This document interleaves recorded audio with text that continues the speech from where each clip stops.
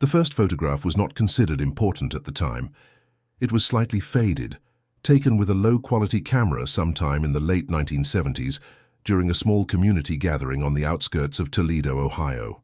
In the foreground, a group of neighbors smiled beside a folding table covered with paper plates and soda cans. Behind them, almost out of focus, stood a man no one could identify years later.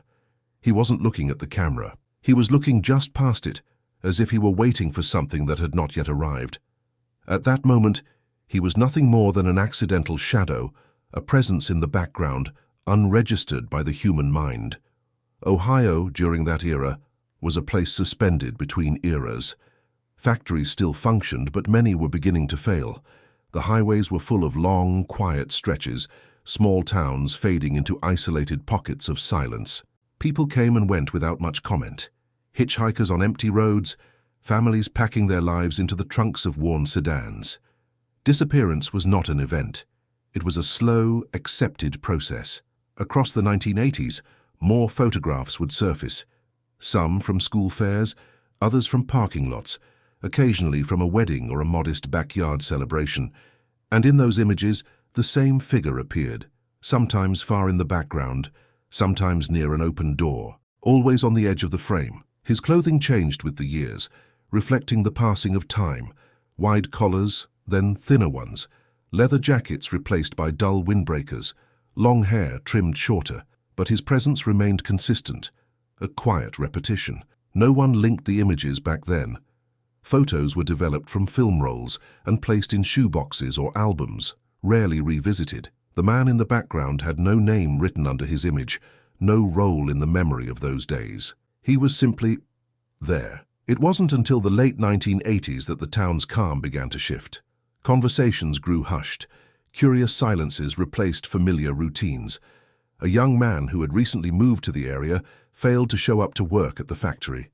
Weeks later, another name from a different neighborhood was mentioned in worried tones. There was no public panic yet, only a gradual sense that something unseen had started to move through the streets. In one of those quiet evenings, beneath a flickering streetlight, a beige van was seen idling longer than necessary at an intersection. No one paid attention to the driver.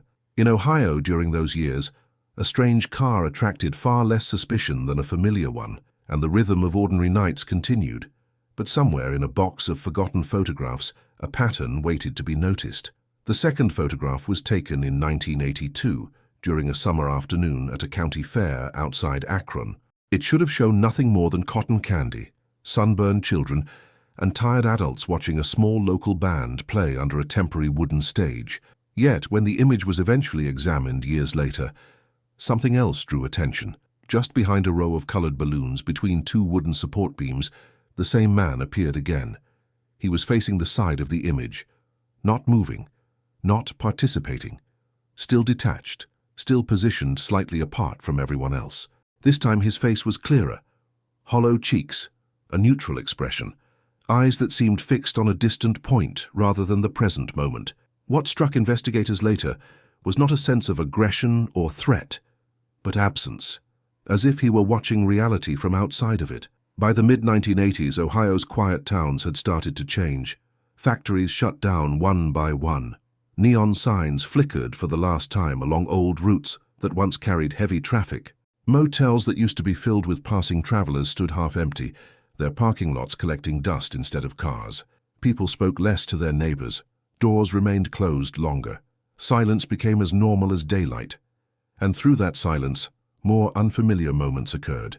A woman in her early 40s mentioned to her sister that she had seen a man standing at the bus stop near her apartment for several evenings in a row, always at the same hour, even when no bus was scheduled to pass. A gas station clerk in Lima recalled a customer who purchased only bottled water every Thursday at 10:17 p.m., never varying his routine. A high school night guard described a silhouette that would appear at the far end of the parking lot moments before dawn, then vanish before he could approach. None of these stories alone seemed concerning. They were fragments of routine, nearly forgettable, but taken together much later, they formed the faint outline of a careful observer who'd already been watching Ohio without leaving a defined trace. The beige van, now recalled by a witness as a faded brown, was occasionally mentioned in these recollections. always distant, always parked in areas where no parking was necessary, no visible license plate details, no clear sight of the driver, only the feeling of something waiting. Inside a small police station south of Cleveland, an officer named Harold Myers began noticing patterns not in people, but in time. Certain reports of unease, unusual behavior, or unexplained absence occurred within the same narrow time windows. Late evenings, early mornings, weekdays rather than weekends. The moments no one paid attention to because everyone else was sleeping or just beginning their day. He circled dates on a calendar. Nothing dramatic, just quiet notes, small highlights. An invisible thread that at that stage had no defined shape. And still, no one looked at the photos. They were stacked away in boxes, envelopes, and broken albums in basements and attics across Ohio. The man remained there, frozen in time, hidden in plain sight, slowly becoming part of a pattern he seemed to have designed well before anyone noticed. The state continued to breathe, small, patient, unaware, for now. By 1986, a strange shift had taken place in the way people spoke about the towns scattered across Ohio. It was subtle and difficult to define, yet unmistakable. Conversations no longer began with familiar names or shared memories. They began with uncertainty. Who had moved away? Who no longer answered the phone? Which house had remained dark for too long? On the surface, nothing catastrophic had occurred. The newspapers still printed stories about school events, local elections, and weekend festivities. But in between the lines, short columns began to appear. Police request information regarding a missing individual. Last seen on Route 20. Family asks for privacy. No dramatic headlines, no photographs on the front page. Just small announcements that seemed to dissolve into the everyday noise of printed ink. It was during this period that another photograph surfaced, or rather, was later brought to attention. This time it came from a security camera outside a closed grocery store in a town west of Sandusky. The quality was worse than a normal photograph, grainy and irregular, with time stamped in red digital numbers at the corner of the frame. 08-14-1986, 2:03 a.m. The street was empty, no cars, no pedestrians, yet there he was again. Standing beside the reflection of the front doors, partly hidden by shadow, was the same man. Older now, or perhaps simply more worn. The angle concealed most of his face, but the familiar stillness was unmistakable. He did not seem to be looking at the camera. It was as if he had never acknowledged its existence. Investigators, years later, would note something peculiar about the image. The timestamp moved forward in the next frame. 2:04 a.m., then 2:05 a.m. The man had not moved at all. His position remained exactly the same. No one could explain how long he had been standing there before the camera registered him or when he finally left. Across Ohio, more witnesses unknowingly added threads to the story. A roadside motel owner recalled speaking to a guest who stayed for only 2 hours, booked under a name that no longer matched any record. A librarian in Dayton noticed a man who checked out the same local history books repeatedly, but never returned them through the normal process.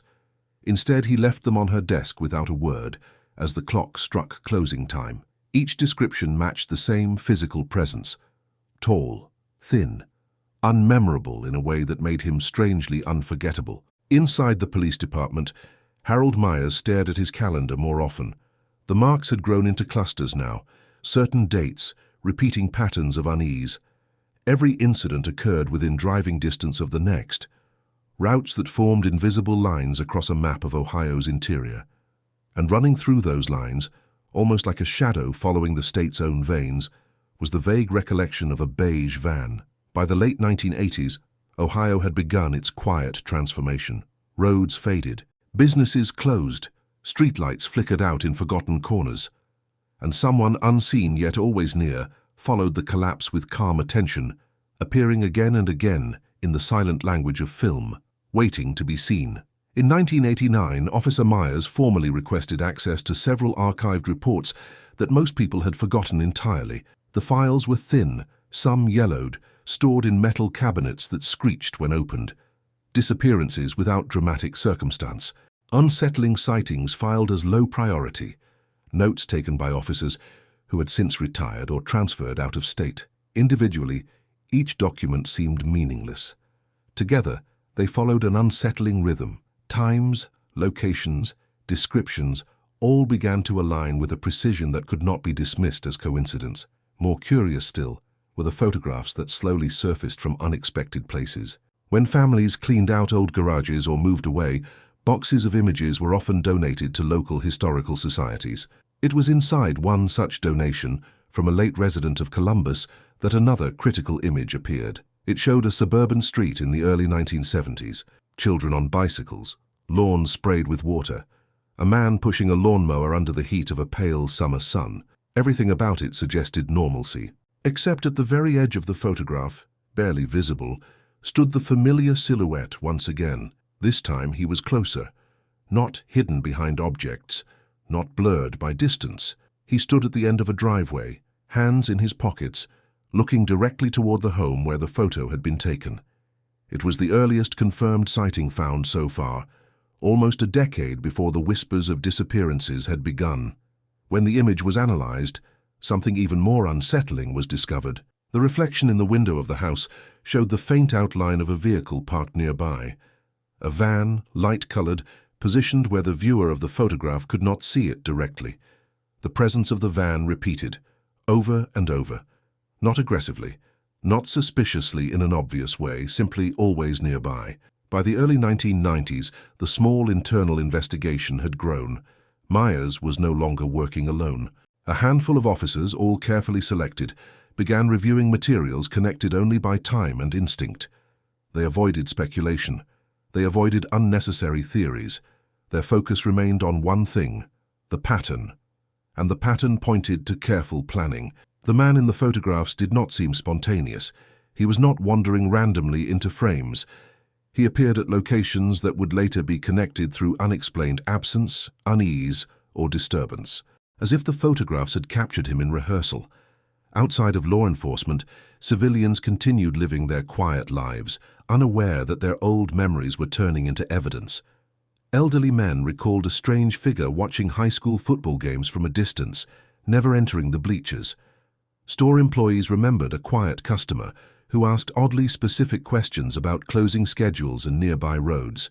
A mechanic in Youngstown spoke of a man who repeatedly filled the same van with fuel, always paying in cash, always leaving without small talk. Early 1993 brought tension the state could no longer fully ignore. Rumors traveled faster than official statements. Families became wary of unfamiliar faces. Yet the most haunting element remained the same.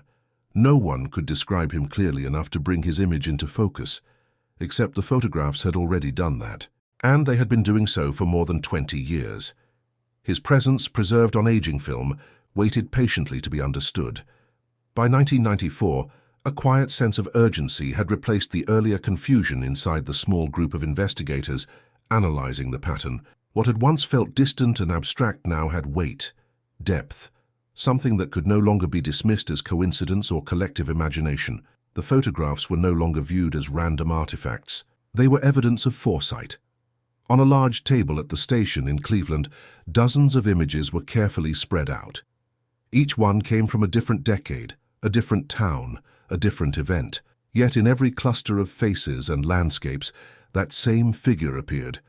Sometimes younger, sometimes older, sometimes almost unrecognizable, and yet unmistakably the same person, the same posture, the same stillness. Officer Myers traced a finger from one photograph to the next, drawing an invisible path in the air. "It's not where he stood," he murmured quietly to another officer. "It's when." They began pinning the locations on a map of Ohio. Red pins for early photos, blue pins for mid-1980s sightings, black pins for the recent, more disturbing disappearances. Slowly, an image formed. A route, a sequence. Not chaos, but intention.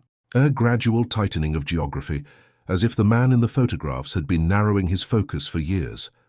That was when the van ceased being merely a background detail and became something more. Witness descriptions were compared and re-examined. Colors fluctuated. Beige, faded brown, pale yellow under different lights. But the size, the shape, the era of the model remained consistent. A 1970s utility van. Common enough then, nearly invisible to memory. Perfect for a presence that did not wish to be noticed. A woman in her late 60s from a town outside Mansfield contacted police after seeing her old family album on a local news piece asking for archival photos.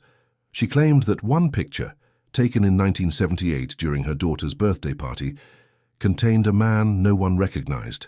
When the photograph arrived at the station, silence filled the room. There he was again, standing just beyond the back fence, partially obscured by tree branches. He appeared to be watching the children, yet his head was slightly turned toward the road, as if he were listening for something else, waiting for a signal only he could hear. On the corner of the photo, faded but legible, was a section of the road name. That same road later appeared in 3 separate incident reports written between 1989 and 1992. A thread had finally tied itself into a knot.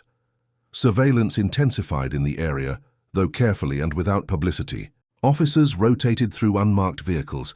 They monitored roads, gas stations, routes leading out toward the rural edges of the state. For weeks, nothing happened. The emptiness almost felt deliberate, as if the presence they sought was aware of their attention and simply stepped out of sight. Then one night, just before dawn, an officer spotted a van matching the long-debated description parked along a tree-lined stretch near an old industrial building. It was not running. It was waiting. The figure inside did not move, and for the first time in decades, the man from the photographs was no longer frozen in the past. He existed in the present moment, breathing, watching, aware. The long chain of silent images had finally caught up with reality, and Ohio, without knowing it, had reached the turning point of its own story. The first approach had to be carefully calculated. Officer Daniels stepped out of the unmarked car at a measured pace, making sure the sound of his footsteps remained soft against the cracked pavement. The air around the abandoned industrial building was heavy with moisture, carrying the distant scent of rust and wet concrete. Dawn had not fully broken. Instead, the sky hung in a pale grey limbo between night and morning. The van stood in the same position it had occupied for who knew how long, parked with precision, not hidden, yet not obvious enough to invite attention. The tires were clean. There were no visible signs of recent travel, no urgency, only stillness. Inside, through the dusty windshield, the silhouette was unmistakable. The man did not attempt to turn away. He did not lean forward. He did not reach for the ignition. He remained seated, his posture straight, his hands resting loosely in his lap. His head shifted slightly as Daniels approached, a minimal gesture acknowledging presence, contact, inevitability. For a long moment, they remained frozen in mutual observation, one representing intervention, the other representing a past that had carefully woven itself into the present. "Turn off your vehicle and step outside," Daniels said, his tone controlled, deliberate. The door creaked open without hesitation. The man stepped out slowly, as if responding to a familiar cue. His movements were calm, almost rehearsed. The light of early morning brushed across his face for the first time without shadows or distortion. Now he fully matched the ghost that had haunted countless photographs across 2 decades. He looked older. Lines marked his skin. His hair had thinned, but the structure of his features was identical to those recorded on faded film in the 1970s and 1980s. He had not tried to reinvent himself or disappear. He had simply evolved within the same visible outline time had always captured. Backup units arrived moments later, silent and precise. No sirens disturbed the scene. No voices were raised. The cuffs were placed without resistance. Metal closed around his wrists, yet he did not react to the sensation. Instead, his gaze drifted briefly toward the van, as if acknowledging the end of a long partnership. Inside the station, the environment felt unnaturally quiet for a moment that carried so much weight. The man was seated in a simple interview room, oil-stained flooring, a single bulb hanging from the ceiling, the rhythmic ticking of a clock against the far wall. He sat perfectly still, as if he had already memorized the atmosphere. He gave his name when asked. It sounded ordinary, a name that had already passed through thousands of lives unnoticed. There was nothing in it that warned the listener, nothing that demanded to be remembered, and yet the files attached to that name were already substantial. Across the adjacent room, rows of photographs lined the walls. Early childhood fairs, empty parking lots, obsolete storefronts, faded streets. In every frame, somewhere in the background, the same presence remained, silent, observing, uninterrupted. He was shown one of the earliest images, the one taken in the 1970s, where his figure appeared at the edge of a suburban driveway. His eyes remained fixed on it for several seconds. "That was the first marker," he said evenly. The words settled heavily in the space. He did not elaborate in detail. There were no confessions spoken with emotion, only controlled references to points, stations, hours, and positions. According to him, life was not a journey. It was a map. And he had claimed his coordinates long before anyone realized they belonged to him. The van, he explained, was chosen because it erased the driver before he could be seen. It belonged to no era, specifically. It blended into all of them, just as he had. Throughout the night, specialists observed his demeanor. No anger surfaced, no desperation, only an unsettling sense of completion, as though a pattern that had stretched across decades had finally closed upon itself. And beyond the walls of the station, Ohio moved on through another quiet sunrise, unaware that one of its deepest shadows had just stepped fully into the light. First, there were quiet radio mentions on local AM stations. A man has been detained in connection with a series of long-term investigations in northern and central Ohio. No details, no names, just enough information to create a pause between songs and traffic reports. Then, regional papers followed. Small articles at the bottom of the page included phrases like multiple jurisdictions, historic case review, and possible links between past disappearances. No one understood the scale yet. The turning point came when a local television station acquired a copy of one of the photographs. It was not the clearest image, nor the most recent. It showed the county fair, frozen in early 1980s color, children laughing, balloons, a blurred band on stage. And on the far right, almost invisible unless pointed out, the man stood partially behind a wooden beam. In the broadcast, the anchor circled his figure in red. "He appears in this photograph," she explained, "and in several others taken years before a number of now connected missing person reports." Viewers across Ohio felt something they could not easily name. It was not the shock of an unexpected monster, nor the comfort of a familiar villain. It was something quieter, more invasive. The realization that a stranger had been standing inside their memories without their knowledge. Phone calls flooded the station. Some insisted they had seen him before, at a gas station, a bus depot, a supermarket parking lot. Others claimed to have albums with similar faces in the background. Families went down into basements, opened boxes, sifted through decades of images, searching for that same posture, that same expression, that same gaze that never quite reached the camera. Meanwhile, inside the station, the investigation evolved into something larger and more structured. Interagency communication increased. Files moved across desks, across cities, across years. Separate cases that had once seemed isolated now sat side by side, a mosaic of absence and repetition. The man himself remained remarkably consistent. During interviews, he spoke calmly, as if he were helping to assemble an archive rather than facing a courtroom. When presented with specific dates, he acknowledged being present in towns or neighborhoods without hesitation. He did not deny travel. He did not deny proximity. "I watched," he said when pressed for explanation. "I always watched." The phrasing was precise. Not, "I followed," not, "I hunted." Always, "I watched." Psychological evaluators took note of his language. He described people as points of interest and locations as fixed coordinates. Time, to him, unfolded in layers rather than lines. He did not view his movements across Ohio as random wandering. He described them as returns, revisitations to places where something had been left unfinished, even if no one but him had perceived it. When the subject of the photographs was raised again, he showed what, in another person, might almost be mistaken for pride. "The camera confirms alignment," he said. "It proves I was where I intended to be." Families of the missing watched the coverage with an entirely different emotion. For them, the photographs did not represent alignment. They represented a wound that had never properly closed. One mother was shown a print taken at a church picnic years before her son's disappearance. Her eyes went first to her child, smiling in the foreground. Then, with guidance from the investigator, they moved to the edge of the image. A tall figure stood near the line of cars in the distant background. She stared at it for a long time. "Was he already looking at us?" she whispered. The investigator, bound by procedure and limits of proof, did not answer. In community meetings, officials carefully avoided graphic details. They spoke instead about methodology, evidence preservation, timeframes, legal process.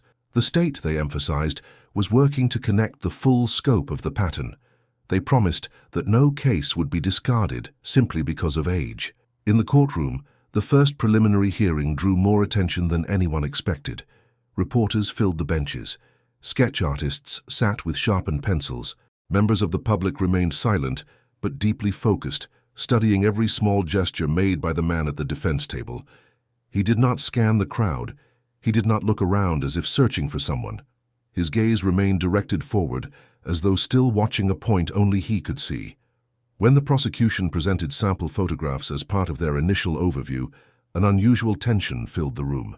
Normally, pictures shown in such settings elicited immediate emotion, gasps, muttered reactions. This time the photographs were subtle.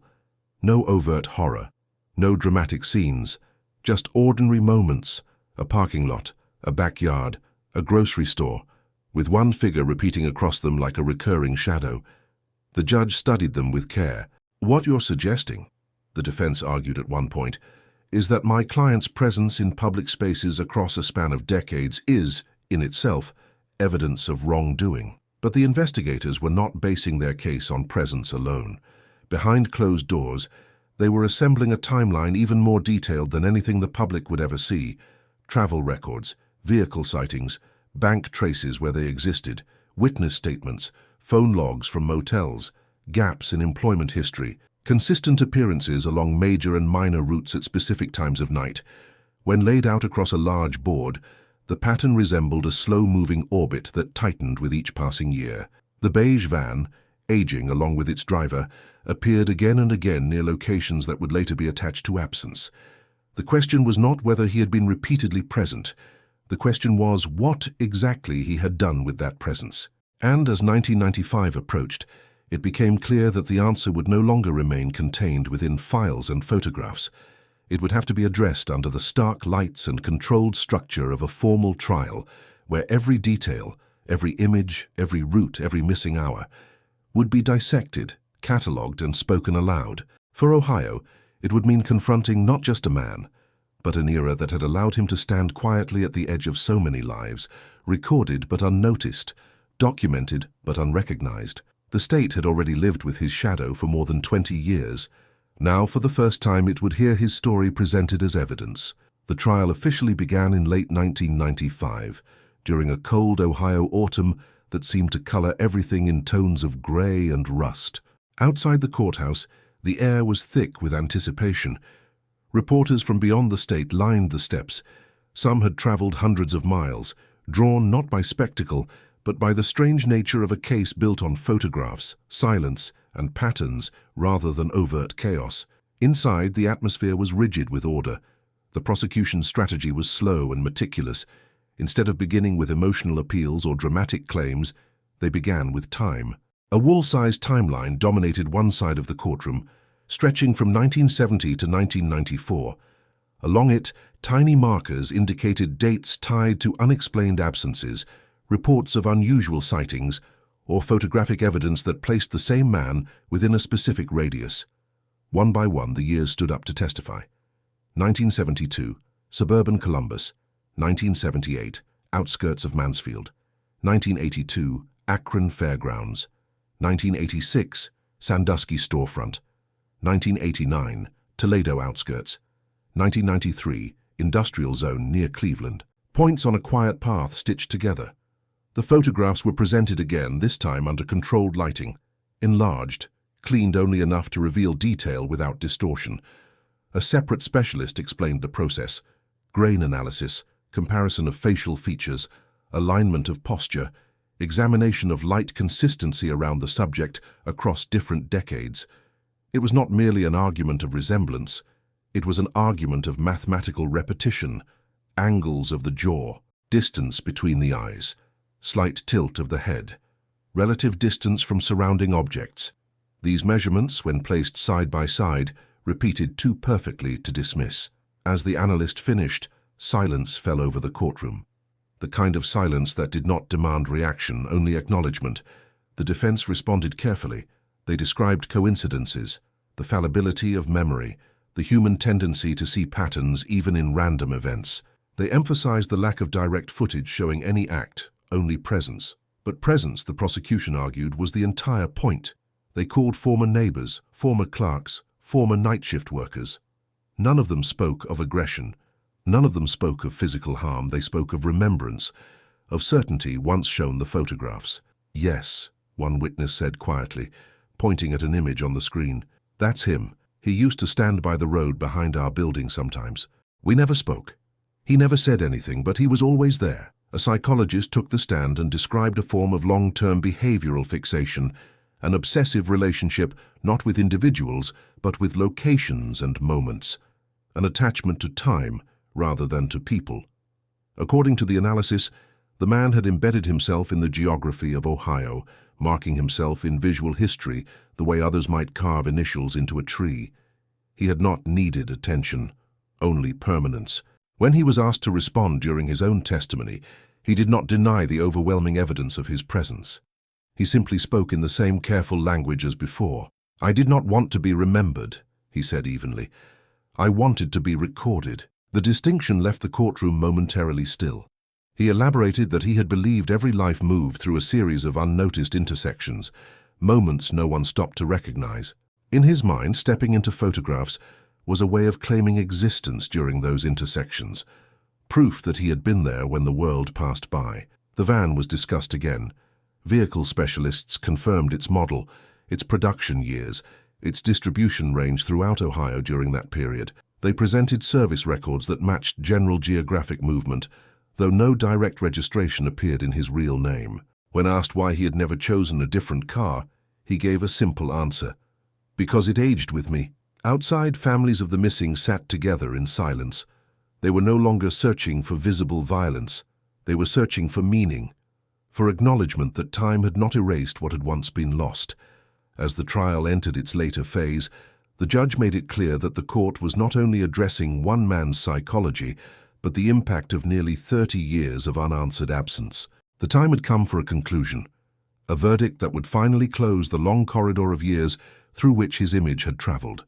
And in the quiet before that decision, all attention turned not to the witnesses, not to the arguments, but to the still figure of the man seated at the defense table, the same figure who had once lingered at the edges of photographs, now fixed in the center of history, unmoving, unblinking, waiting. The verdict did not arrive with drama.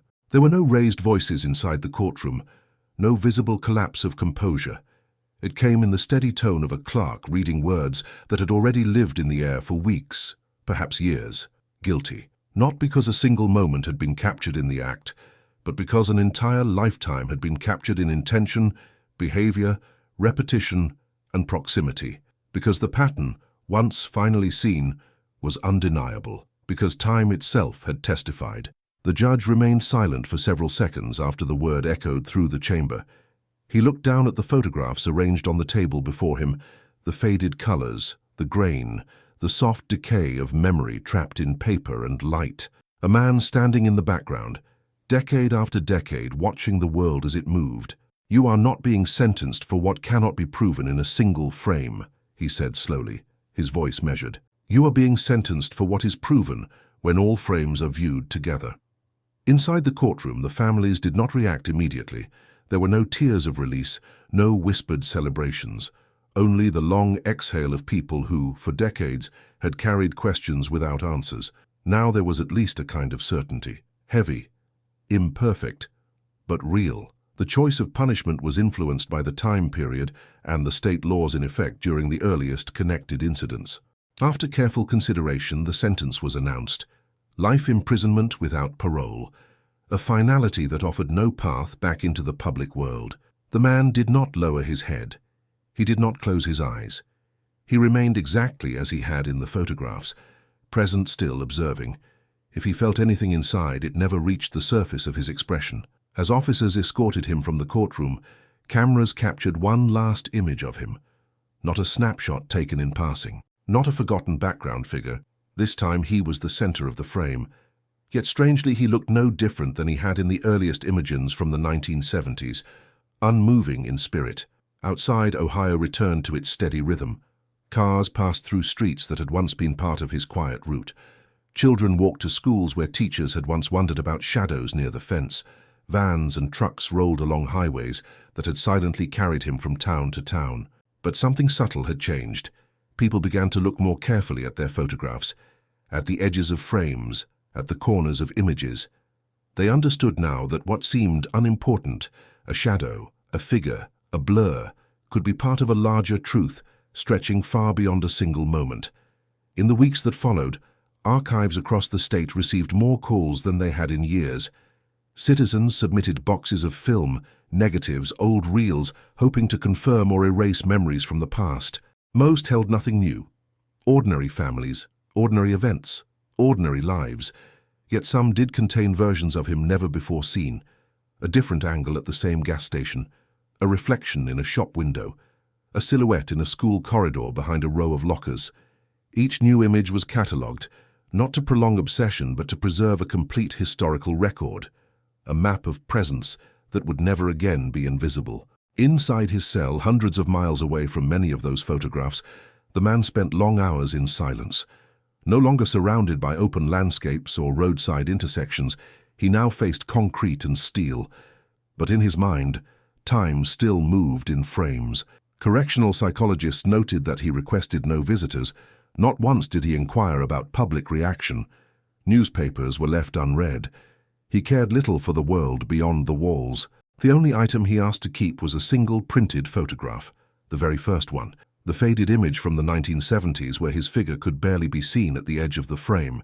It was the beginning, and for him, that was enough. Years passed after the trial, but the images never faded from the collective memory of Ohio. They lived quietly in archives, in museums, in folders labeled with dates that now held weight. They were no longer just photographs. They had become markers of awareness, proof that the past had been watching all along, waiting for recognition. In small towns once touched by his silent presence, life carefully threaded itself back together. New families moved into old houses. Stores reopened under different names. Parking lots were repainted. What had once felt contaminated by invisible tension gradually transformed into ordinary ground again. Yet the people who had lived there before carried something new within them, a sharpened sense of perception. They looked at surroundings differently. They noticed the edges of rooms. They registered movement behind them more often than before. They became quiet witnesses to the small spaces between moments, spaces that had once been ignored and that, unknowing, had given a stranger room to exist within their lives. In interviews years later, former investigators reflected on the case in restrained, careful tones. They never spoke of horror. They spoke of time. This wasn't a story about violence, Myers said in one recorded conversation. It was a story about presence, about a man who placed himself into the timeline of a state without anyone noticing, until they finally had no choice but to notice. Psychologists, too, analyzed the phenomenon for academic study. They described it as a rare manifestation of spatial obsession, not focused on control over others, but over memory itself, an attempt to exist beyond the limitations of a single lifetime by appearing again and again in what would one day be evidence. He had not left writings behind. He had not built monuments. Instead, he had left impressions, collected in light. In the prison where he spent his remaining years, guards described him as disciplined, methodical, and entirely unremarkable unless one knew who he was. He kept to his routine, reading, walking, sitting in silence. It was said that during recreation hours, he preferred to stand near the fence perfectly still, watching the same stretch of sky every afternoon as the sun passed overhead, almost as if he were marking time again. No outbursts, no confessions, no attempts at explanation beyond what had already been said. When he eventually died quietly, without witnesses or ceremony, the report contained no dramatic statements, only his name, his age, the date, and the location. He had become another file, another record, another closed point on a timeline he had personally shaped. Yet even in death, the echo of his presence continued. Years later, a young archivist digitizing old negatives for a historical project stumbled upon a frame taken near the Ohio state line in 1990. The photo showed an empty roadside, a lonely stretch of pavement, tall grass wavering at its edges. No people, No vehicles, just infinite road. Then she noticed it. In the far distance, barely distinguishable from the grain of the image, stood a faint silhouette near a signpost. A familiar stance, a familiar stillness, as if someone had once positioned himself there with intention, aware that one day someone else might look closely enough to find him. But this time, the image did not create fear. It created understanding, a reminder that darkness does not always announce itself in chaos.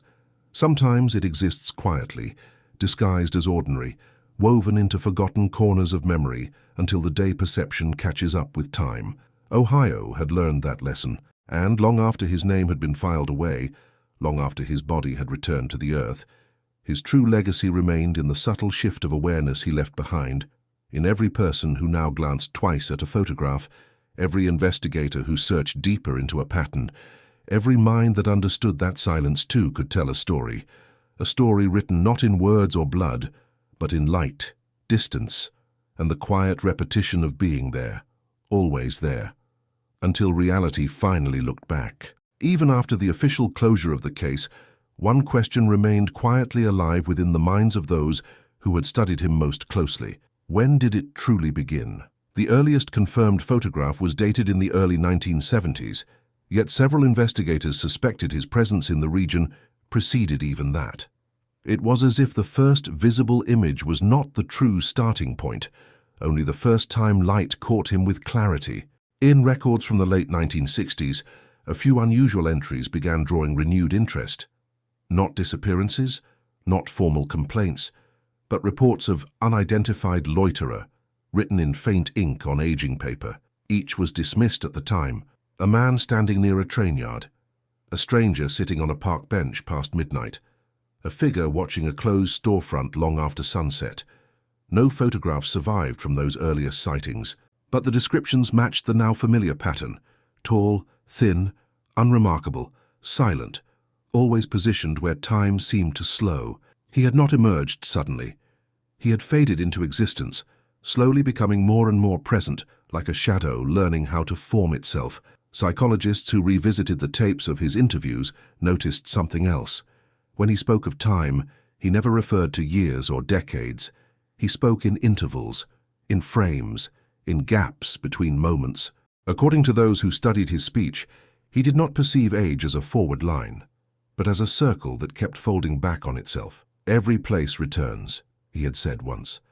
Every hour repeats. You only have to be there to see it.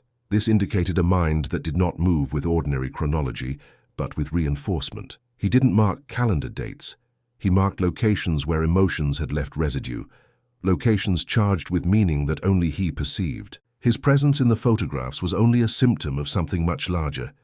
He had been mapping memory, not the memory of victims nor of communities, but the memory of England. Factories closing, highways empty, streets shrinking, families separating, economic decline, quiet transformation, social invisibility, the shrinking of attention, the disappearance of connection. He had not been obsessed with people. He had been obsessed with the moment the world stopped noticing itself. And he had inserted himself precisely at that point. Ohio for decades had been slowly folding inward. As neighborhoods faded, as shops closed, as factories emptied, a void expanded. And it was inside that void that he had taken his position, not to fill it, but to witness it. That was what unsettled investigators most. Not fear, not anger, but recognition. If a man could exist in that silence for so long without drawing attention, how many others had been overlooked throughout time in the same way? The case rippled through academic circles for this very reason. It was not classified only as a serial offender phenomenon. It began to appear in sociological studies, in lectures on urban decline, in philosophical discussions about presence, memory, and invisibility. He became not only a criminal, but a question about what society chooses to see and what it decides to ignore. The photographs, once returned to archives, were reclassified, no longer stored as simple evidence, but as historical warnings. A visual reminder that patterns do not always speak loudly. Sometimes they whisper, and sometimes they only reveal their voice when the echo has already passed. As the case entered academic discussion, something even more unsettling began to emerge. When researchers compared Ohio's historical data with other regions in the United States during the same period, they noticed a familiar rhythm forming elsewhere, not tied to a specific person, not bound to identical events, but undeniably connected by atmosphere, timing, and social collapse. In parts of Michigan, Pennsylvania, and Indiana during the late 1970s and early 1980s, similar reports appeared in municipal archives, not of violence, not of chaos, but of an unnamed presence. A figure who lingered near abandoned structures, a man who appeared in group photographs taken outside closing factories, a silhouette in the distance of high school yearbooks standing beyond the crowd. In some cases, the person in these images was not him. Facial analysis proved that different bone structure, different posture, different age, yet the position was identical, always near the edge, always on the fringe, always in the background of a world in transition. It suggested something even more disturbing than a single calculated mind. It suggested a pattern that belonged to the moment in history itself. The late 20th century had been filled with slow disappearances that never made headlines. Entire industries evaporated, rural towns shrank, families spread across states, traditions dissolved between shifts of generation, a quiet erosion that did not announce itself with explosions or flames, but with absence. And into that absence, people like him seemed to gravitate, not as leaders, not as disruptors, but as witnesses to decay. In psychological terms, his presence represented an extreme version of a behavior that existed on a spectrum. Some became artists, some became historians, some began documenting forgotten places, but he had chosen a path with no recognition, no authorship, no signature, only silent inclusion in the record of time. He did not create images. He entered them. He did not build history. He positioned himself inside it. And if he had not been caught, he might still be standing at the edges of frames today, unnoticed as society continued to shift around him. Experts debated whether he was driven by loneliness, by voyeurism, by obsession, or by some internal philosophy that made sense only to him. But one thing remained undeniable. His behavior mirrored something larger than an individual sickness. He was a symptom of a world that had stopped paying attention to itself. Inside the files of the case, a final analysis was quietly added years after his death, not meant for press or publication, only for internal reflection among those who studied patterns. It read, "His greatest crime was not what he did. It was how long he existed without being seen." That sentence became a study in itself. Officers who had worked the longest on the investigation admitted that in retrospect they remembered noticing him too. Once, twice, perhaps more times than that. A man near a road, a shape near a lot, a figure that did not quite feel real, forgotten as quickly as it had been recorded by the eye. He had relied not on secrecy, but on distraction, a society too busy to look twice. When universities requested access to the case for research, strict limits were placed. The goal was never to create fame, even in death. It was to strengthen awareness, to teach future investigators to notice the margins, to study what most eyes ignore. And slowly, a language formed around his kind of presence, peripheral existence, background identity, silent occupancy, names for the spaces that had allowed him to remain invisible. In the quiet libraries where scholars reviewed the photographs, a new realization settled. The camera had not betrayed him. The camera had warned them, but they had not known how to listen. In the end, what remained of him was not fear, nor even anger. It was awareness, a quiet, persistent awareness that settled into the corners of ordinary life across Ohio and beyond. It rested in flea market photo boxes, untouched shoe boxes under beds, forgotten albums in attics. People no longer flipped through old images the same way. They paused. They leaned closer. They examined shadows, reflections, doorways, distant figures that once would have meant nothing. The world had not changed in appearance, but people had changed in perception. Years after his death, a teacher in a small Ohio town began using photographs in her history class. She did not mention his name. She did not speak of the case. She only asked her students to observe not the center of the image, but everything around it. "What do you notice that others would miss?" she asked them quietly. At first, the students answered with simple details. a crooked sign, an outdated car model, a facial expression in the background. But over time, their observations deepened. They noticed often ignored architecture. They noticed social distance between people in older photos. They noticed who stood apart and who stood together. They noticed the edges, and in those edges, without being told, they learned the most important lesson the case had ever offered.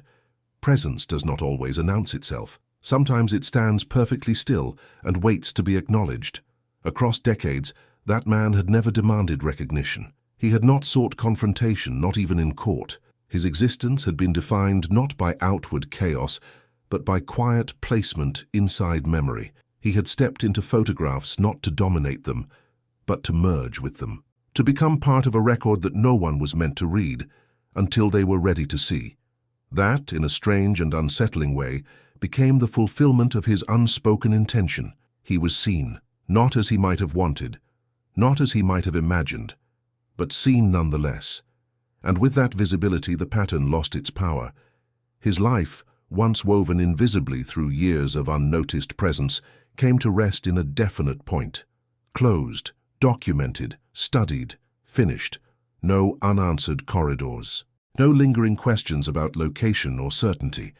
The cycle was complete, yet the echo of his existence remained useful, not as legend, not as fear, but as a reminder that the most significant truths are often hidden in the background of ordinary moments, the edges of memory, the margins of time, the spaces people ignore because they seem empty. Ohio continued living. Seasons passed.